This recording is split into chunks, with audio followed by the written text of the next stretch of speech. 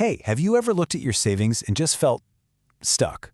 Like you're running on a treadmill and not getting anywhere? Well, today, we're going to talk about the single biggest reason some people's money seems to grow all by itself, while ours, well, doesn't. It's a super frustrating feeling, right? You work hard, you put a little money aside, but it feels like you're just treading water. Meanwhile, other people's wealth just seems to multiply out of thin air. But here's the thing, it's not magic, and it's not some complicated Wall Street secret. It's actually a powerful force that anyone, and I mean anyone, can use. It all boils down to one simple idea, just two words: compound interest. This concept is so powerful, it can literally build you a fortune, or it can bury you in debt. So today, we're going to break it down in plain English so you can finally put this amazing tool to work for you. So what is this big money-making secret? Let's get a super clear definition. No jargon allowed. Okay, think of it this way. Your money starts making money. We call that interest. But then, the money that money made also starts making its own money. It's this incredible feedback loop where your earnings start to generate their own earnings. It's like your money is having little baby money. Let's walk through a quick example. And I promise no complicated formulas. Let's just say you have $1,000 and you find an investment that gives you a nice, clean 10% return every year. All right, so after year one, 10% of $1,000 is $100. Simple enough. Your account now has $1,100. But the real magic isn't in that first $100. Not at all. It's all about what happens next. So in year two, you earn 10% again. But here's the key. You're not earning it on your original $1,000 anymore. Nope, you're earning it on the new total of $1,100. And 10% of $1,100 is $110. So you end year two with $1,210. Did you catch that? You earned an extra $10 this year because your interest from last year got off the couch and started working for you too. That is the compound part, and believe me, it's just getting warmed up. Now, that extra $10 might not sound like much, but to really understand its true power, we need a better visual. Let's stop thinking about your money as just a number and start thinking of it as a snowball. Imagine your initial investment, that $1,000, is a tiny snowball you can hold right in your hand. And in front of you is a very, very long hill. That hill, well, that's time. Years and decades of it, stretching out ahead. So you give that little snowball a push. At first, it doesn't seem like much is happening. It's rolling slowly, but as it rolls, it picks up more snow.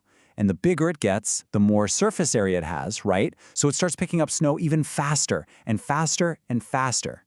That is your money. The first few years, the growth feels kind of slow, but you give it a decade, 2 decades, and that little snowball becomes an unstoppable avalanche.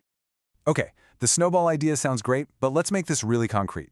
This is where the classic story of two friends comes in, and it illustrates the point perfectly.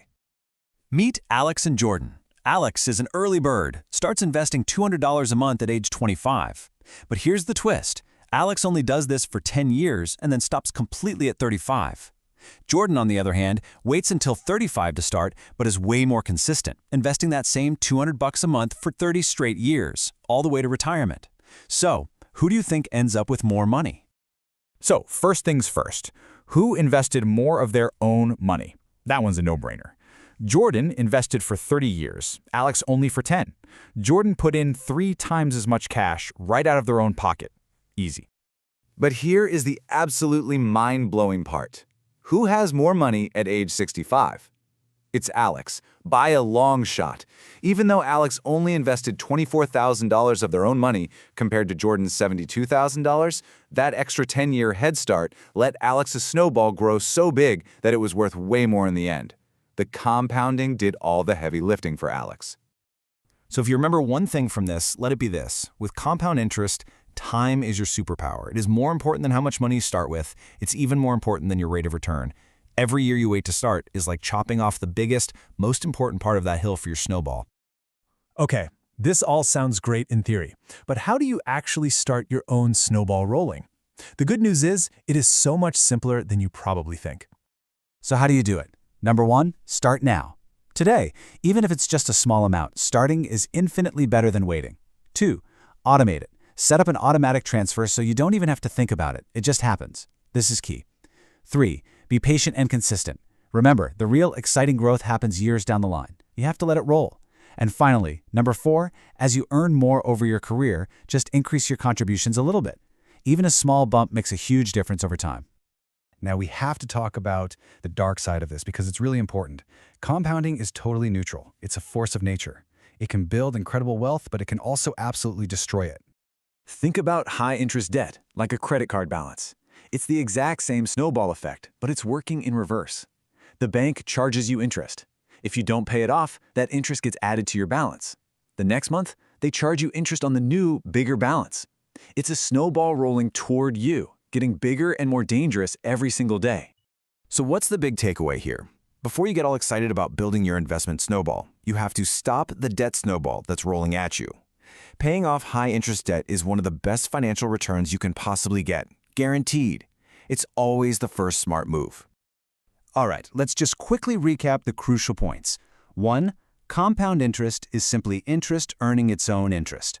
2. Your most powerful tool isn't a huge paycheck, it's time. The more you have, the better. 3. Starting early, like our friend Alex, beats starting big every single time. And 4. This force works both ways. Make sure it's building your savings, not your debt. So the question to ask yourself isn't, can I afford to invest? It's, can I afford not to? Every single day you wait is a day that your money isn't working for you. So go start your snowball, no matter how small it seems right now, and let time do the heavy lifting for you. You've got this.